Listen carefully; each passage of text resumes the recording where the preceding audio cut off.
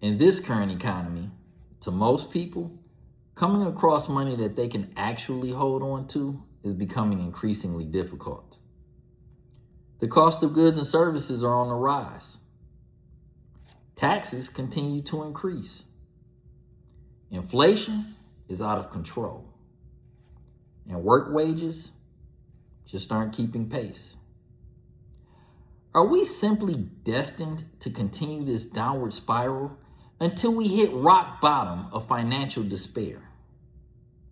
Or is there hope?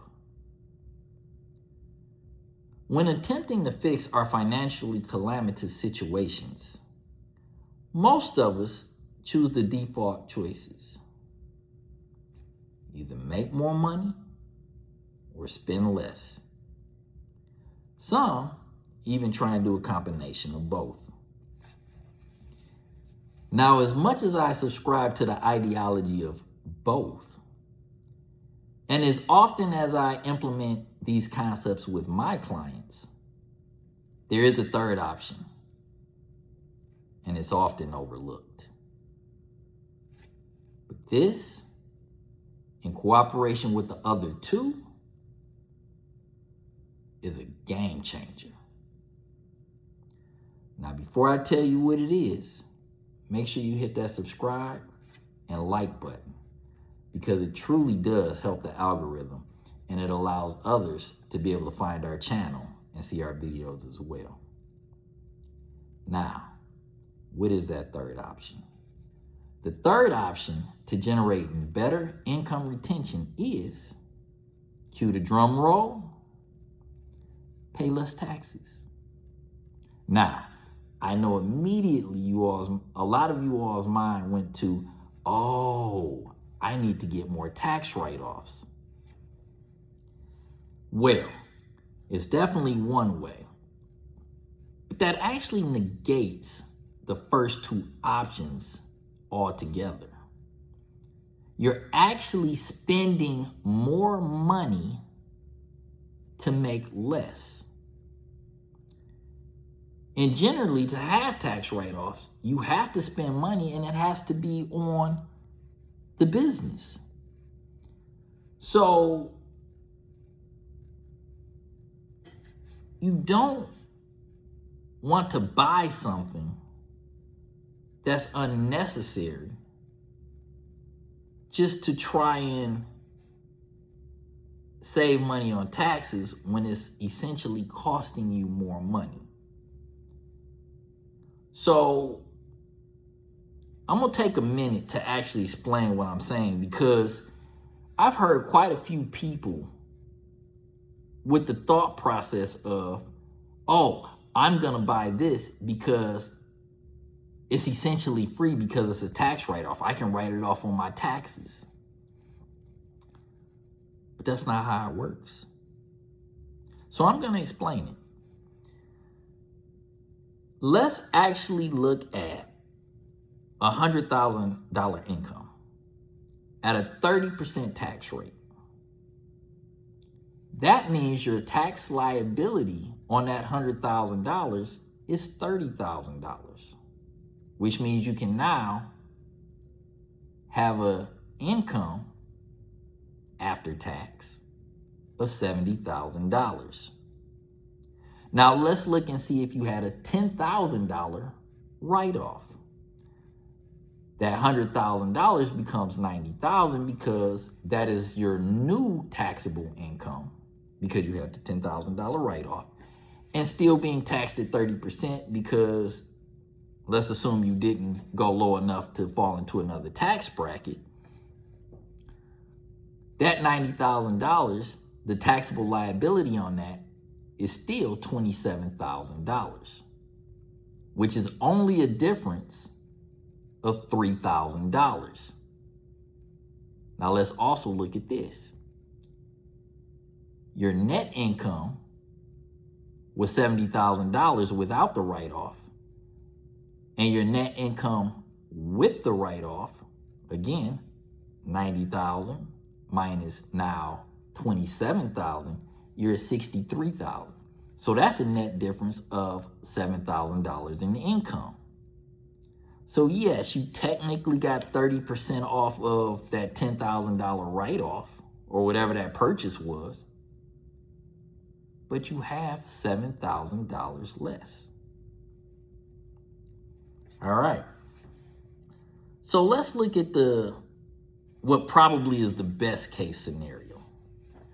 It would probably look something like this.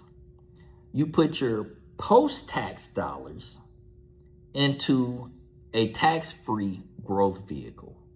And by doing this, you are earning more money because you're investing it. You're spending less money because it's not sitting there tempting you to spend it. All while paying less taxes, as in zero taxes, on all your new growth. Now you're probably wondering, well, what vehicle can I put my money in for all of that to happen? Well, let's first explain the three types of vehicles, and then I'll give you the options that will get that for you, and then what my opinion is. So, you generally have three types of tax buckets, and that's your tax now, or as I like to call it, tax always, your tax later, or tax deferred, and then your tax preferred. Now, let's look at this tax now, or as I like to call it, tax always. And the reason I call it that is because anybody that goes to work and gets a check is going to pay taxes out of that check. You pay it first. But then when you put your money into something like a savings account, or you invest it in the stock market, or you invest it in a crypto or something like that, whenever you actually see a return, you have to pay more taxes on it. So you pay it up front and you pay it at the end. You're always paying taxes. Now let's look at the tax deferred. These are usually set up through corporate jobs and things of the sort. They're your 401ks, your 403bs, things like that. These are tax deferred because they set it up so you don't pay taxes initially out of your check. But whenever you retire or whenever you pull that money out, you now get taxed. And normally that would not be a problem, but as we discussed earlier, taxes generally go up over time, not down. So you're probably paying less in taxes today than you would, say, 30 years later. So that's not the best option either.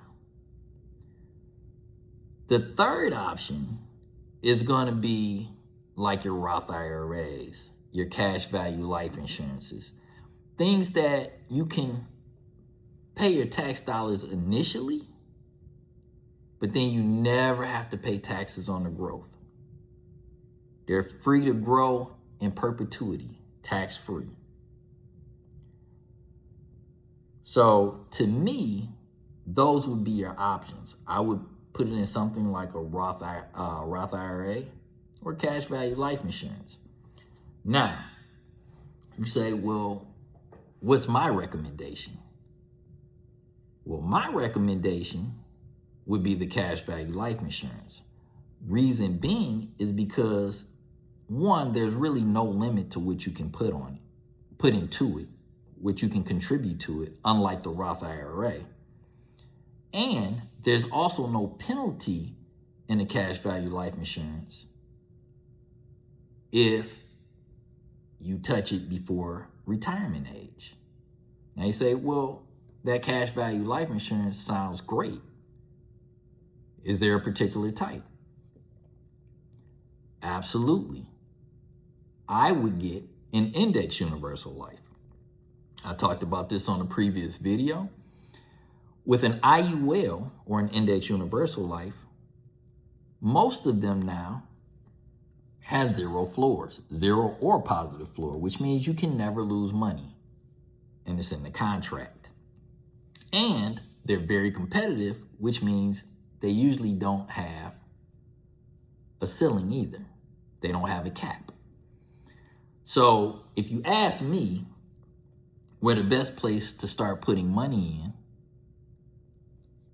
and save on taxes so that you can quit giving it to the government for nothing, I would put it in the IUL. It kind of serves multiple purposes. So that's my recommendation. But let me ask you this. What are you waiting for? Are you waiting for the economy to get better? You know, deteriorating situations generally don't fix themselves. It usually takes an outside force to change its trajectory. That's right. Just like it works in physics, it works in finance. And in the case of your finances, you need to be that force to change course. If you need help, that's what I'm here for. If you have any comments, questions, concerns, always feel free to leave them in the comment section below. I'll do my best to get back to them as quickly as possible.